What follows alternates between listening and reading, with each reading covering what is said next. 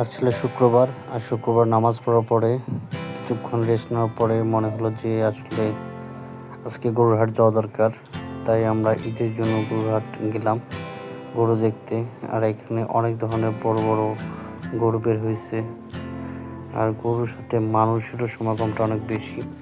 আসলে তুলনামূলক অন্যান্য দিনের তুলনায় দেখতেছি বা অন্যান্য হাটের তুলনায় আজকে গরুর দামটা তুলনামূলক কমই ছিল। আমাদের আজকে টার্গেট ছিল একটা গরু কিনবো 1.5 লাখ টাকা দিয়ে, কিন্তু ওই পরিমাণ ওই টাকার গরু আসলে এই হাটে বেশি পরিমাণ বের হয়নি। তাই আসলে আমরা আজকে গরু কিনিনি। আর গরুগুলো আসলে অনেকগুলো দেখতেছি অনেক খামারি এই গরুগুলো নিয়ে এসেছে। আসলে খামারিগুলো অনেকগুলো কষ্ট করে। তারা আসলে এই কোরবানিকে কেন্দ্র করে এই গরুগুলো পুষে থাকে এবং ঈদে একটা ভালো মুনাফা করার জন্য তারা অনেকভাবে চেষ্টা করে থাকে।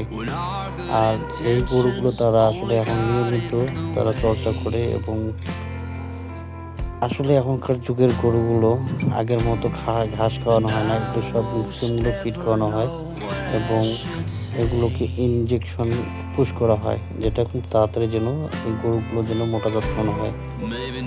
পাশেই গরুর হাট থেকে বের হয়ে আসলাম ছাগলের হাটে, দেখি কম টাকায় কোনো ছাগল পাওয়া যায় কিনা। ছাগলও দেখতেছি মোটামুটি ভালোই দাম ছিল।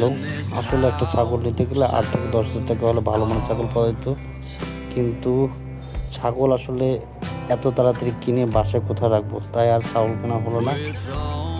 আর এখান থেকে এই হাট থেকে অনেক জায়গার লোক এসে আসলে ছাগল কিনে যাচ্ছে, যেটা আসলে দৃশ্যটা ছিল অনেক ভিড় সমাগমপূর্ণ।